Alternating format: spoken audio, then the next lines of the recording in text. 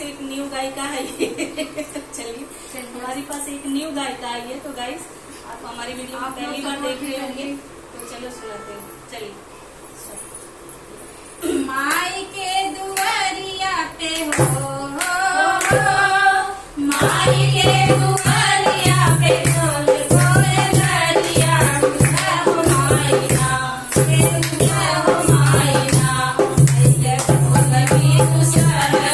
उठा हो माईना पहले ढोल भी दूसरा उठा हो माईना माई के दुआरिया पे हो माई के दुआरिया पे ढोल ढोल गरिया उठा हो माईना उठा हो माईना पहले ढोल भी दूसरा उठा हो माईना पहले ढोल भी दूसरा उठा हो माईना हाथ जोड़ राज करे हो हाथ जोड़ राज करे कालिया सुखरवा उठा हो माईना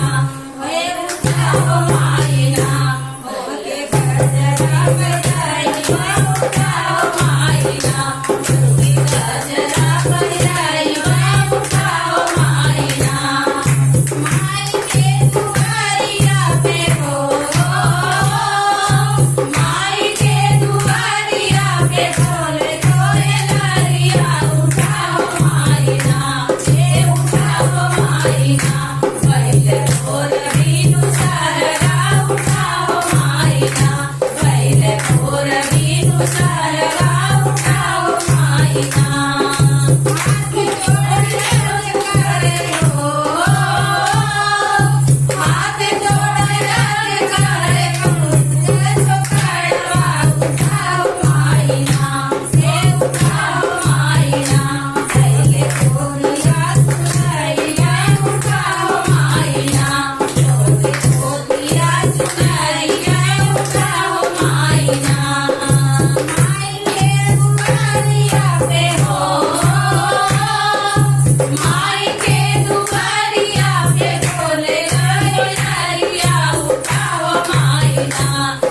उठा हो माईना पहले ढोल भी दूसरा उठा हो माईना पहले ढोल भी दूसरा उठा हो माईना हाथ जोड़ राज करे हो हाथ जोड़ राज करे गजरा सुखरवा उठा हो माईना उठा हो माईना होके चुनरी ओढ़ाइवा उठा हो माईना होके चुनरी ओढ़ाइवा उठा हो माईना